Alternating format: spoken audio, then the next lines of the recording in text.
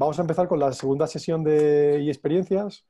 Hoy, como comentamos, vamos a viajar a ni más ni menos que a Colombia con Ana María Díez, que tiene más de 10 años de experiencia en debate y educación. Además de ello, eh, lo que es cofundadora de la Sociedad de Debate de la Universidad de Rosario y la Liga Colombiana de Debate, y en la actualidad eh, pues trabaja como docente de hermenéutica de argumentación jurídica en la U de Colombia. Entonces, Ana, lo primero que ahí me gustaría conocer es, por tu experiencia en debate y educación, ¿cuáles son las claves para traer el debate a las aulas? ¿Cuáles serían esas primeras pistas que podríamos darle al cuadro docente para hacer eso, para hacer esa transición? Bueno, Javier, hola, mucho gusto, muchas gracias por esta invitación. Pues yo siempre estoy muy gustosa de colaborar en algo que yo llamo movimiento de debate, porque siento que esto para nosotros es de cierta forma una causa, ¿cierto? Una causa a la que nosotros le vamos aportando muchas veces desinteresadamente, porque nos parece que aquí en el fondo hay una herramienta eh, válida y valiosa para mejorar la educación. De pronto yo comenzaría pensando esas pistas para traer el debate al aula, inicialmente detectando o haciendo un diagnóstico de cuál es el aula a la que me enfrento, ¿cierto? Porque no todas las aulas las podemos encasillar como dentro del mismo paquete, tampoco hay fórmulas que siempre funcionan, entonces es una cosa distinta cuando hablamos de un aula universitaria y de qué universidad estamos hablando también es importante. Es distinto cuando estamos hablando de un aula escolar o de primaria, secundaria, y si estos colegios son públicos o privados, o si estamos hablando ya de educación informal, donde el concepto de aula se desdibuja un poco más, y entonces estamos hablando de entornos tal vez rurales o de otros grupos de personas que se enfrentan a este aprendizaje de otra forma. Entonces, creo que lo primero con lo que yo me enfrentaría, o la primera pregunta que yo me haría a mí misma como docente es: ¿quién es el aula? ¿Quiénes son los estudiantes? ¿Quiénes son las personas a las cuales yo les voy a tratar de insertar debate como una herramienta pedagógica, ¿cierto? Y allí podemos entender que hay marcadas diferencias entre uno y el otro. Digamos, desde mi experiencia, les puedo decir, por ejemplo, que llevar debate a la Universidad del Rosario fue un tema completamente distinto a como lo estoy haciendo ahora en la universidad en la que trabajo, porque son dos universidades diferentes, digamos, atienden públicos diferentes, con estudiantes que también son distintos. Lo mismo cuando en algún momento participé en un proyecto llevando debate a zonas rurales de un área de acá de Colombia que se llama Boyacá. Participamos con la gobernación de ese departamento que es Boyacá, y fuimos a por lo menos 20 municipios alejados y áreas rurales, a varias escuelas que atendían población principalmente campesina, ¿cierto? Entonces ahí llevar el debate al aula para esas personas tiene otras implicaciones y otros contextos. Igualmente, colaborar con hip hoppers, tal vez que el aula de ellos es más, bueno, la calle o las interacciones que tienen en la calle, tal vez se vinculen a través de una fundación, y esto haga pensar que las estrategias son distintas.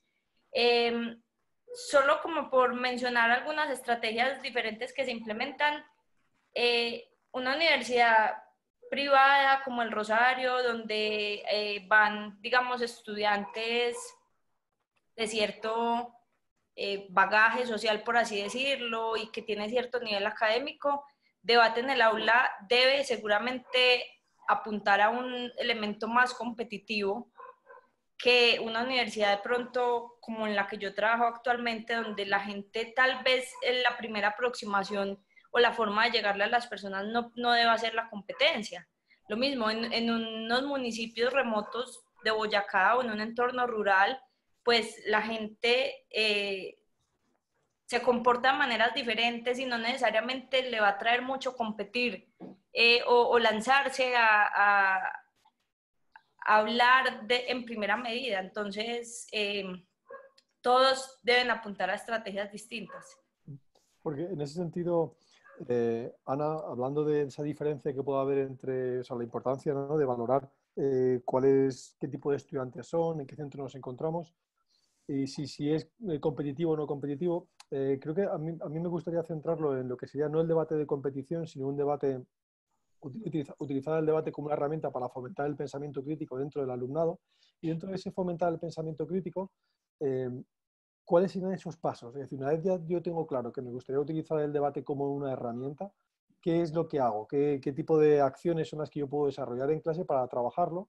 Y luego, ¿cómo lo podemos conectar con mi asignatura? ¿O qué formas tenemos para conectarlo con la asignatura? Bueno, digamos, supongamos que nos desprendemos del componente competitivo y entramos ya a un aula.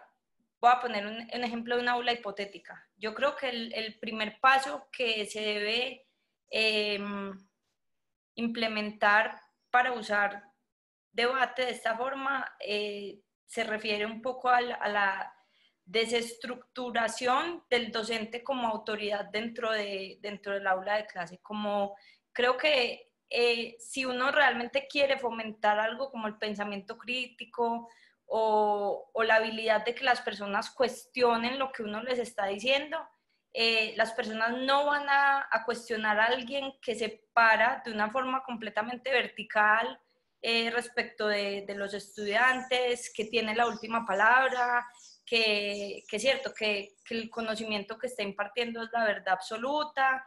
Y como nuestros contextos educativos siguen siendo tan verticales, tan jerárquicos, tan enfocados, digamos, a entender la educación de esta forma, yo creo que hay un primer paso y es darle a los estudiantes la confianza de cuestionar. No todos los estudiantes siempre se sienten cómodos diciéndole al profesor, oiga, yo creo que lo que usted dice no es así, o me parece que no tiene la razón. Digamos, independientemente que uno esté impartiendo un contenido bastante teórico, siempre encuentro que hay momentos en la clase donde parte de esos ejemplos o de los contextos, los comentarios que uno hace como docente, atienden muchas veces a opiniones personales, ¿cierto? Y cuando entramos a tocar temas álgidos, muchas veces el docente termina impartiendo su opinión personal de determinados tópicos. Si uno no se paró al frente al comienzo y generó ese ambiente de confianza y de pensamiento crítico en el aula, entonces creo que se dificulta un poco que los estudiantes, digamos, tomen la delantera o decidan de repente comenzar a cuestionar, ¿cierto? Depende mucho del contexto del aula. Hay universidades donde esto se ha venido fomentando un poco más desde antes, o colegios donde le han dicho a los estudiantes desde siempre, oiga, cuestione, hable, el profesor no tiene la razón, pero hay otros donde no, donde simplemente las herramientas que tienen son un poco más eh, autoritarias, por así decirlo, y creo que ese primer paso oiga, yo posiblemente no tengo la razón, de mostrarse más como lo que llamamos un facilitador, ¿cierto? De decir, yo lo que vengo aquí es a contribuir.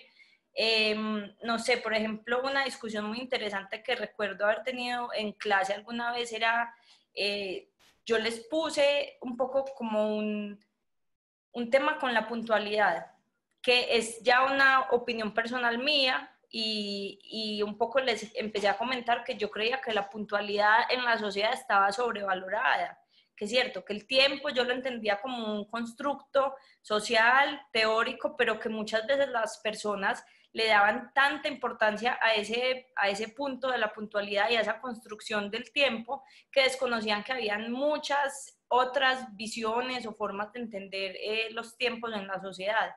Y ahí surge una discusión súper interesante porque obviamente muchos de estos estudiantes nunca se les había cuestionado la idea del tiempo, de la puntualidad, de lo que implicaba. Entonces ellos decían cosas como, no, si yo tengo un novio que me llega tarde, yo termino esa relación porque no me importa. Y yo les decía, pero te importa entonces más el tiempo que la relación.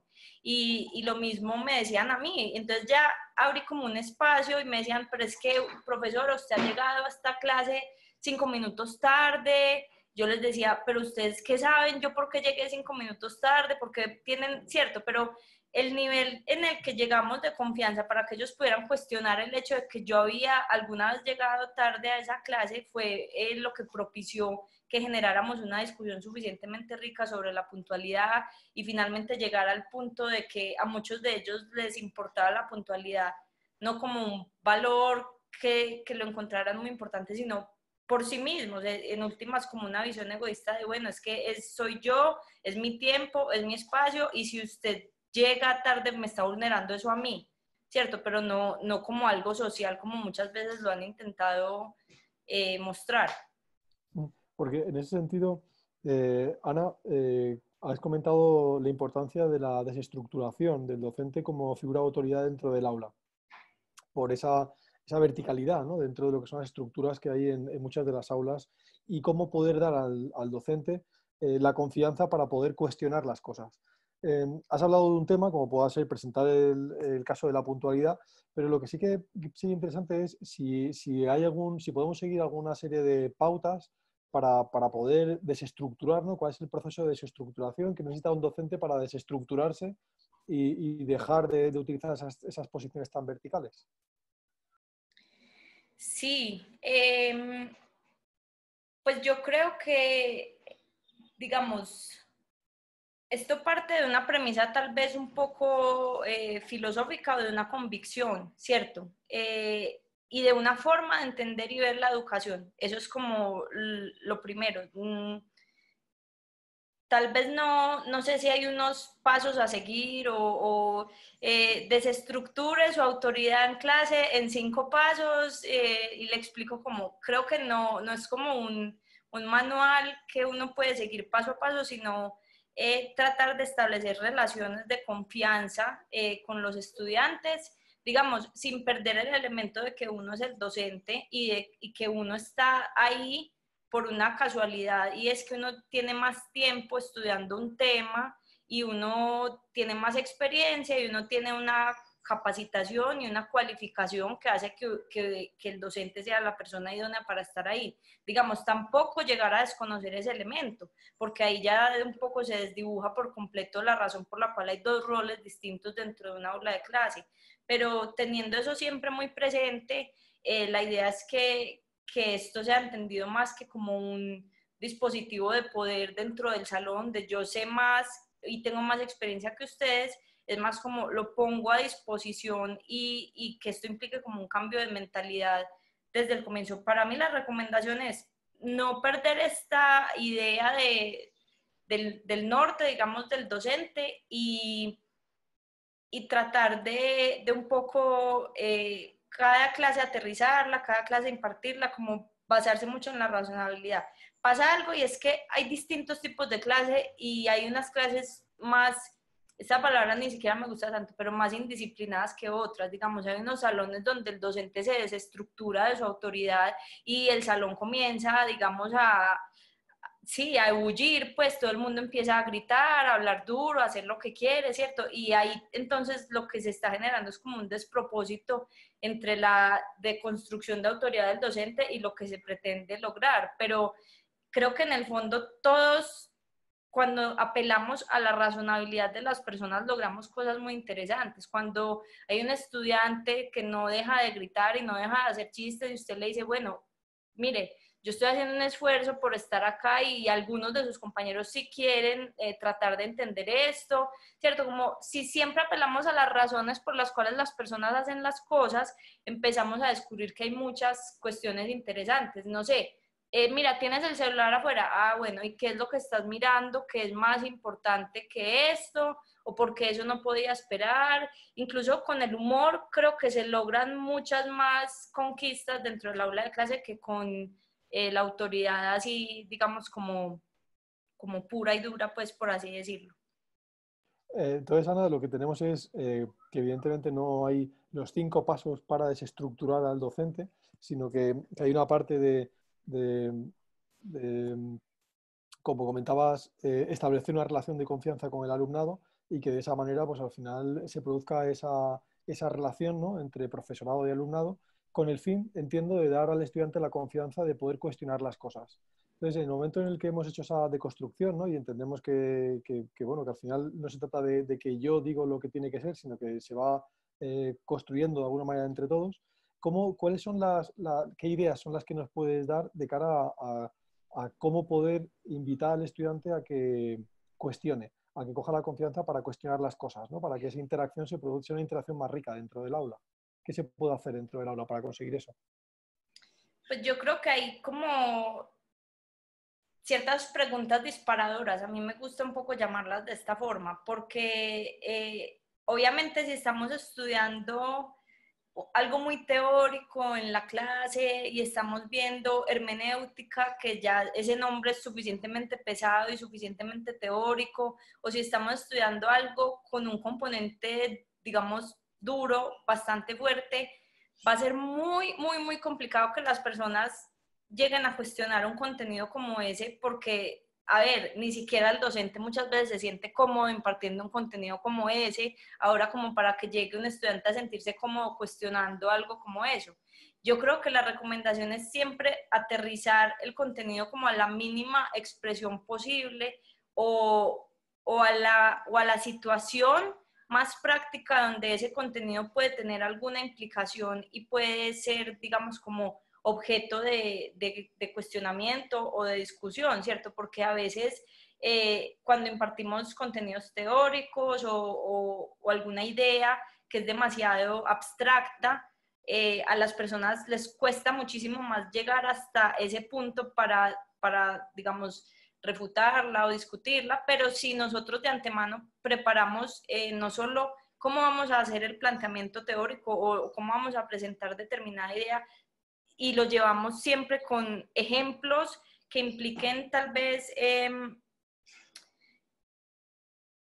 como escenarios donde pueda existir un conflicto entre lo que se está haciendo en el planteamiento teórico o podemos llevar ese planteamiento teórico a un dilema más propio de la cotidianidad tal vez de los estudiantes o de la práctica que estamos intentando impartir o de la sociedad en general, pues muchos estudiantes se van a animar a decir a partir de su experiencia, no sé, sí, en mi casa está pasando que mi papá ya está comenzando a realizar oficios dentro del hogar. Digamos, si estamos impartiendo un contenido teórico alrededor de los roles de género o de, digamos, la identidad sexual, lo que sea, si logramos llevar eso al entorno del estudiante, que no es muy difícil entender cuál es, el entorno del estudiante es la familia, los amigos, el barrio, y lo que ven en internet, que también es muy relevante para esto. Entonces, como hay que mantenerse un poco también al día de las discusiones y los gustos de esas personas para usted poder preparar una clase que sea suficientemente refutable desde lo que las personas entienden, porque uno comienza refutando desde lo próximo, ¿cierto? Desde lo que entiende. Sí, o sea, entiendo, Ana, que de alguna manera lo que estamos hablando es un concepto que se quiere trabajar en clase, has comentado la hermenéutica o cualquier concepto, para que sea debatible, para que el estudiante pueda cuestionarlo, tiene que entenderlo. Entonces, la primera parte sería, oye, vamos a bajar eso a algo mucho más terrenal, más simple y más cercano. Y además de bajarlo a la mínima expresión, a la expresión más sencilla para el estudiante, vamos a trabajarlo con ejemplos y esos ejemplos, si es posible, plantear un dilema, porque Sí, de esa óptica es desde la que el estudiante se puede conectar y puede empezar a cuestionar, ¿no? ¿Sería más o menos esa la estructura que comentas? sí, Entonces, exacto. ahí lo que me pregunto es si se te ocurre algún ejemplo dentro de tu clase donde, digamos, un concepto tan complejo como este, pues podemos bajarlo aquí y de aquí pasa esto o pasó esto y la reacción fue esta, ¿no? Para ver el proceso desde la óptica del ejemplo. Sí, tal vez se me ocurre, pero como yo enseño clase en facultades de Derecho, pues de pronto es un ejemplo un poco más técnico, puede ser, pero no importa, pues igual se los comparto. De pronto, estudiando un poco argumentación jurídica, que es como el foco principal de lo que yo enseño, eh, hay como distintas formas en que la interpretación jurídica cambia en función de como el paradigma o la escuela donde se suscribe el pensamiento jurídico. Digamos, como que básicamente existe la tradición civilista o la tradición del common law o la más anglosajona, ¿cierto? Y estas tradiciones apuntan a visiones distintas del derecho, pero hoy en día encontramos que en contextos como el colombiano, tal vez también en el español, tal vez en todas partes se está presentando un fenómeno de mixtura o de se configura más bien es como una amalgama de distintos conceptos que se traen de distintos lados, entonces no hay una aplicación tan estricta de lo que implica una visión de una cosa y la otra.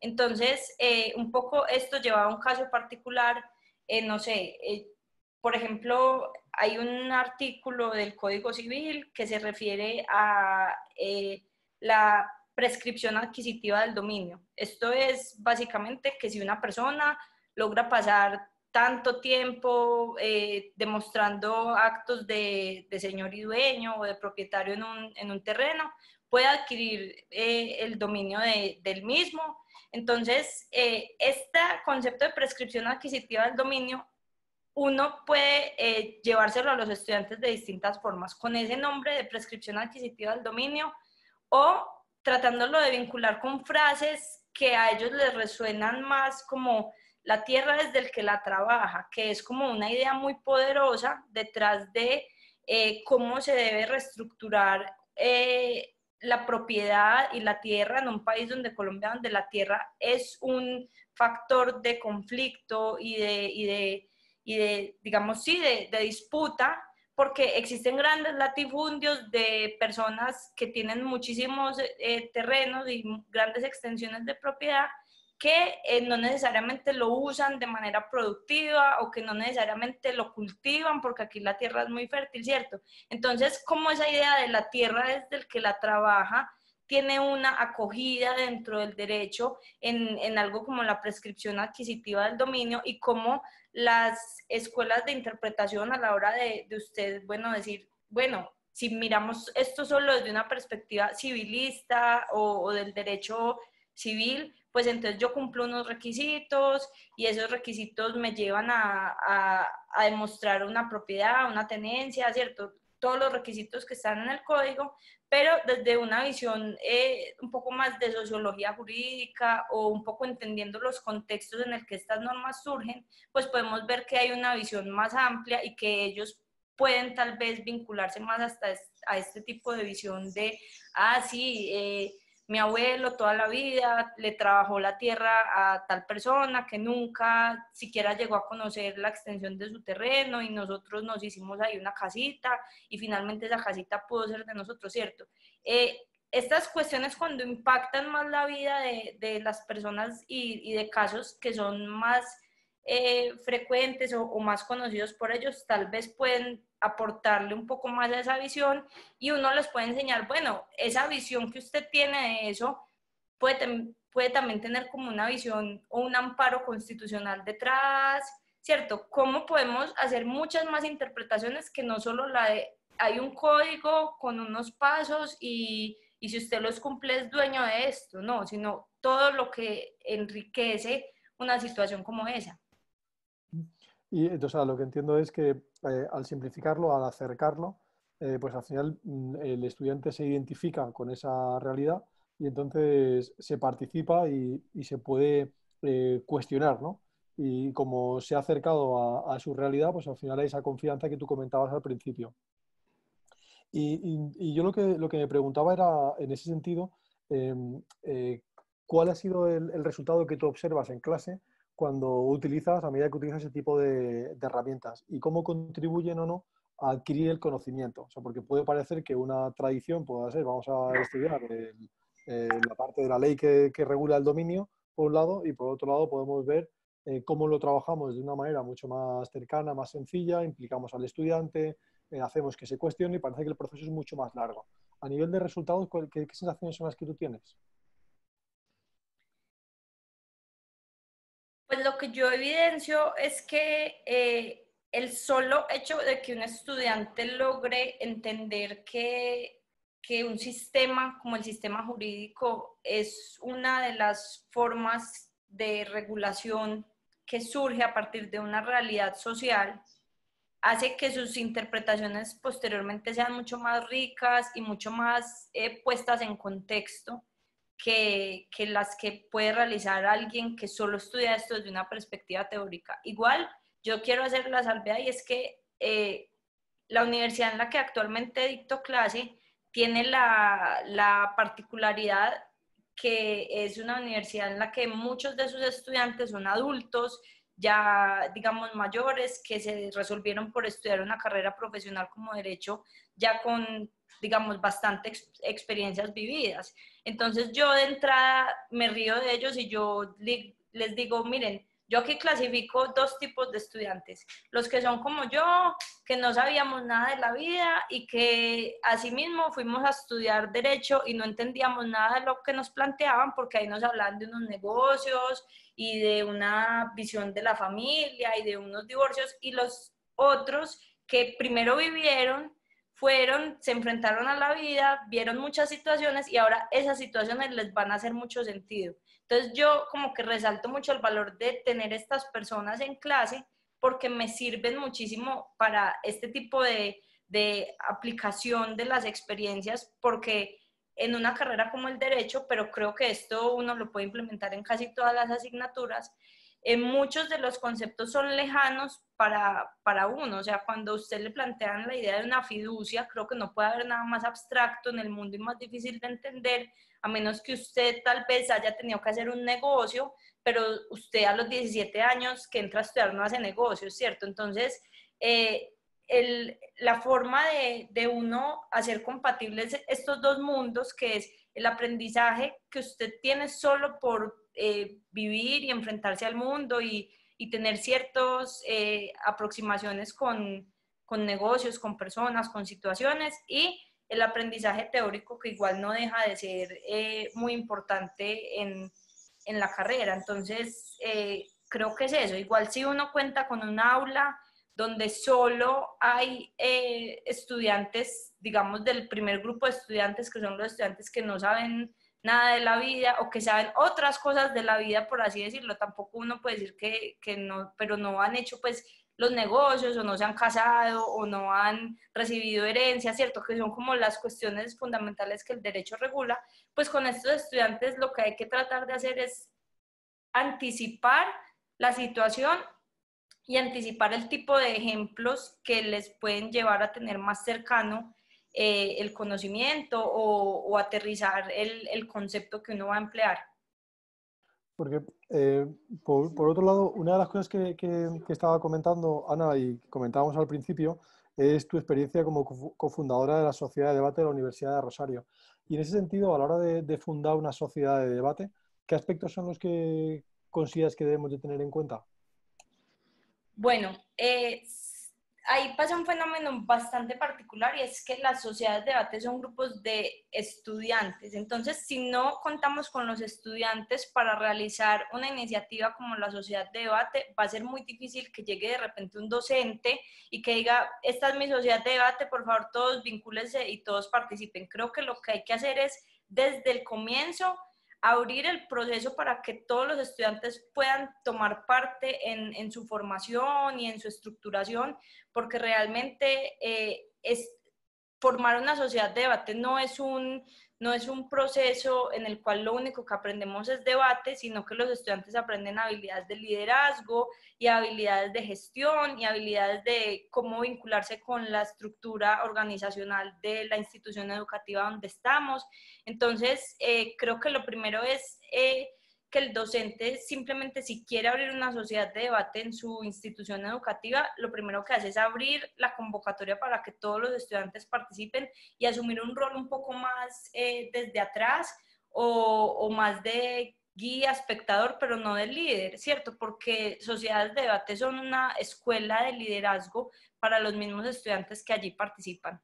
Y comenzarles a mostrar un poco, no solo la parte teórica de debate y argumentación, que es un gran plus, sino cómo el pertenecer a una sociedad de debate tal vez tiene consecuencias directas en el incremento de tu capital social, y que esto puntualmente se refiere a que puedes conocer personas y conectar con personas de muchas partes, aprender de otros estilos, aprender de otros países, de otros lugares, y asimismo como que lo vayan viviendo, ¿cierto? Es como un proceso que se va construyendo entre los estudiantes, entre las vivencias que van teniendo y cómo estas vivencias hacen que otros tal vez se vayan animando. Entonces ahí la recomendación es, bueno, que el docente tome un par de pasos atrás y deje que el proceso de liderazgo estudiantil aflore, y comenzarlos a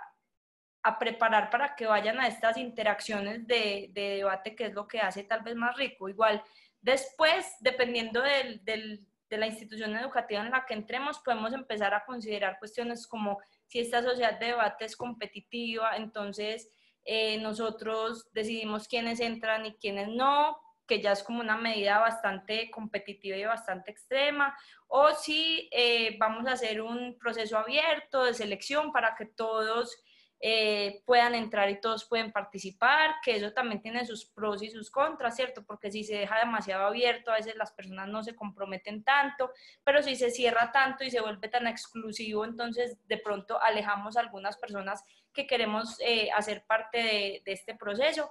Todo va a depender del espíritu mismo, pues como de la institución donde se realice esto.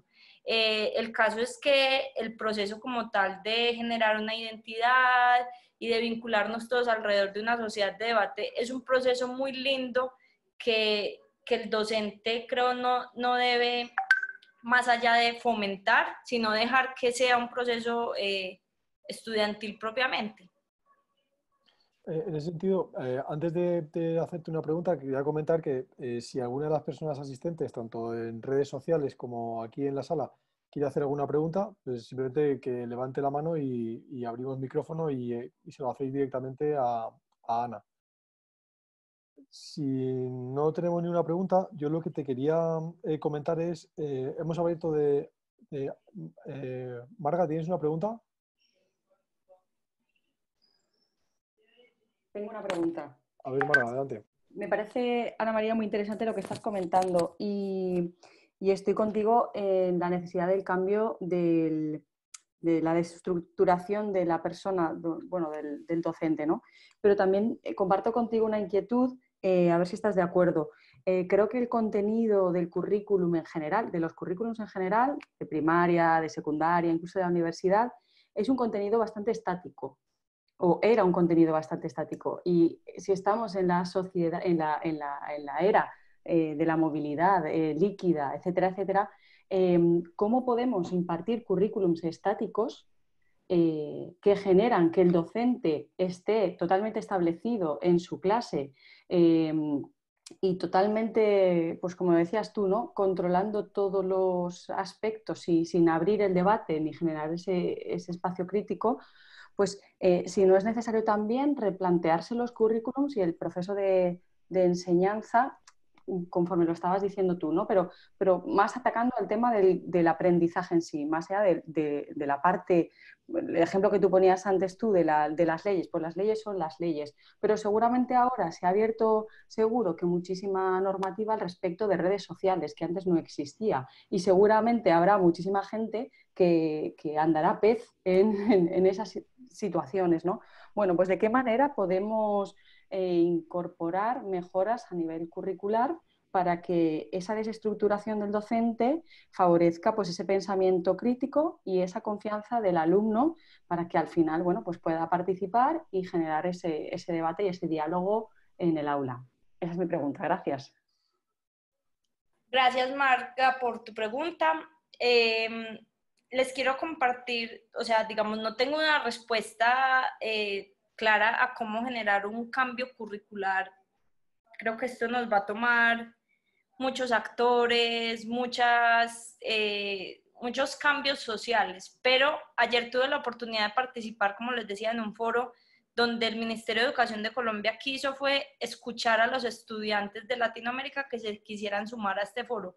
Y nos dividimos en distintas salas, me tocó con, no sé, 10 estudiantes de colegio, de distintas zonas de Colombia, de El Salvador, de Chile, habían algunos, y surgió un tema que me pareció demasiado potente y demasiado revolucionario, y era que los estudiantes decían que ellos podrían generar unos contenidos en los que los profesores fueran estudiantes de ellos en materia de redes sociales y de cómo utilizar la tecnología para impartir clases. Y a mí este concepto me pareció completamente revolucionario y desestructurador, y es cómo los estudiantes mismos ven con mucha empatía al docente y entienden que muchas veces el docente no tiene tanta fluidez en las herramientas tecnológicas y que ellos mismos pueden generar un aula de clase donde sus estudiantes sean los docentes de este contenido tecnológico, de redes sociales, de manejar Zoom, YouTube, aplicaciones. Y esto lo encontré especialmente valioso precisamente por eso, porque creo que los contenidos que ahora dictamos van a tener que cambiar en función de la nueva realidad que estamos viviendo. Entonces, si usted le dice a un estudiante, listo, entonces hagan un grupo y van a capacitar a estos docentes, pues ese estudiante se va a ver en la disyuntiva de, bueno, ¿y cómo es que uno enseña? ¿Qué herramientas tengo que usar yo para enseñar? Que es también otro de los nuevos conocimientos que tenemos que añadir como a nuestro currículum, por así decirlo, y es un poco más metaconocimiento. O sea, listo, este es el conocimiento que nos imparten, pero yo como estudiante ahora me veo enfrentado a la difícil tarea de enseñarle a un profesor y no le puedo enseñar de cualquier forma. Tengo que apuntarle a mostrarle a él cómo voy a hacer para que él logre el total entendimiento de esas herramientas. Entonces, creo que a medida que las sociedades, las personas, las instituciones reguladoras entiendan un poco más que nos estamos enfrentando a una situación que nos hace cambiar un poco este tipo de contenidos, vamos a ir migrando un poco más de lo teórico a lo práctico, e incluso vamos a ver este cambio de roles entre los estudiantes, profesores, que nos van a acercar un poco más, siempre pues como partiendo desde la empatía entre unos y otros, ¿cierto? Porque la misma justificación por la cual usted es docente y es que usted tiene una experiencia previa, y esa experiencia y unas cualificaciones y unas capacitaciones, pues el estudiante también la tiene, pero en otras esferas que antes no eran tan reconocidas. El estudiante probablemente ha pasado muchísimas horas viendo tutoriales de YouTube, muchísimas horas viendo cómo se manejan las redes sociales, tiene una capacidad y una experiencia que si nosotros no aprendemos a valorar en este momento, vamos a generar una desconexión total, y es más bien ver como una oportunidad en medio de todo esto, como realmente vamos a pasar a un rol de facilitadores y realmente los estudiantes se van a poder aproximar a nosotros con más empatía y con más gusto de alguna forma. Gracias, Ana. ¿Alguna pregunta? ¿Alguien más quiere preguntar? Porque en ese sentido, una de las cosas que, por conectar con la pregunta de Marga, comentaba, por un lado, la importancia de esa deconstrucción del profesorado, donde ya no tiene esa posición tan vertical, sino que es mucho más horizontal. Y por otro lado, el que el currículum que se tiene que dar está como muy marcado, está muy encorsetado. Entonces, ¿cómo mezclamos esos dos elementos? ¿Cómo podemos jugar con el currículum para que ese currículum podamos moldearlo? Y hay muchas veces que a lo mejor el docente quiere deconstruirse, pero tiene un currículum que es tan rígido que a lo mejor no sabe cómo adaptarlo. Entonces, ¿cómo se puede trabajar con ese currículum? Te has dado algunas pistas a nivel de lo que se puede hacer en derecho, pero si tienes alguna otra cosa que podríamos utilizar para ver cómo se puede producir ese cambio. Es que me pasa algo, y es que el currículum me genera un conflicto, y es el hecho de que se imponga, y en nuestros países se impone desde un Ministerio de Educación, se impone desde una autoridad, y el currículum ya de por sí es bastante, lo que decíamos, bastante jerárquico, bastante, esto es lo que yo debo impartir. La idea es como hacerle entender a la gente como, mire, este es el conocimiento que usted supuestamente debe tener y por el cual lo voy a certificar, pero esto no es lo único, hay mucho más. Y yo creo que la única forma o la única herramienta con la que contamos nosotros los docentes para desestructurar el currículum es desestructurar las evaluaciones y hacerle ver a los estudiantes que ese componente rígido, teórico, es quizás un componente de tantos que hay y si yo les digo, bueno, yo les voy a evaluar esto y tiene la mitad del peso dentro de la nota, dentro de la evaluación, pero también les voy a evaluar esto que también lo considero valioso y entra a jugar parte dentro de la evaluación, entonces ahí uno va haciendo como una conciliación de los valores o las cuestiones que uno considera importantes dentro del aula de clase. Creo que si bien tenemos una imposición, muchas veces también tenemos la herramienta de la evaluación. A veces cuando estamos trabajando con evaluaciones estandarizadas, nacionales y demás, que pretenden medir la educación bajo esos paradigmas, listo, hay que hacer un énfasis en ese contenido curricular, pero cuando tenemos cierta flexibilidad de nuestros cursos, evaluar lo que consideremos pertinente, pues entender las dificultades propias del currículum y entender que lo que consideremos pertinente tiene que cambiar en función de la realidad. Muy bien. Pues, Ana, estamos llegando al final de nuestro tiempo y lo que sí que me gustaría es, de todo lo que hemos comentado o otras cosas que a lo mejor no nos ha dado tiempo a comentar, ¿con qué idea te gustaría dejar la jornada de hoy? ¿Con qué idea te gustaría cerrar el experiencias de hoy?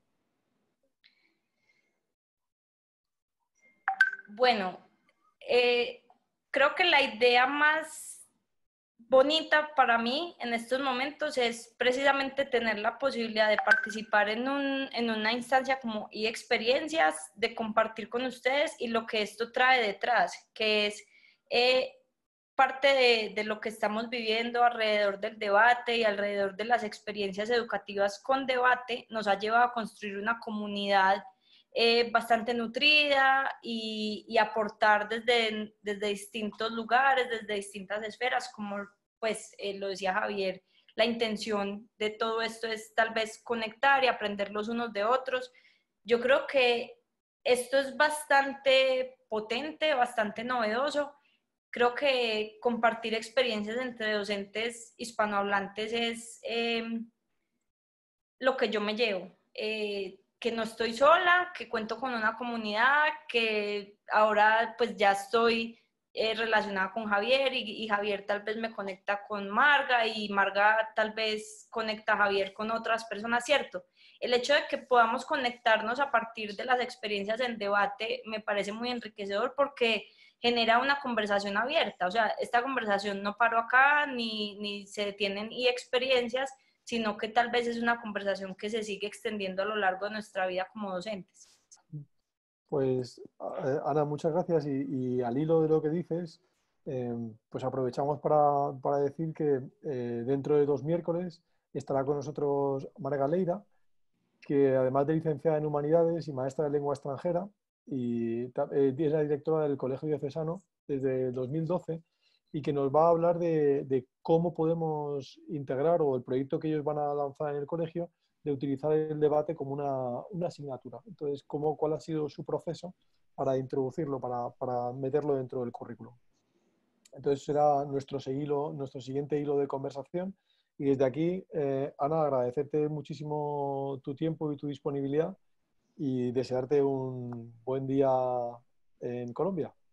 Muchas gracias, Javier. Muchas gracias, Marga. Espero que estén muy bien. Muchas gracias a todos.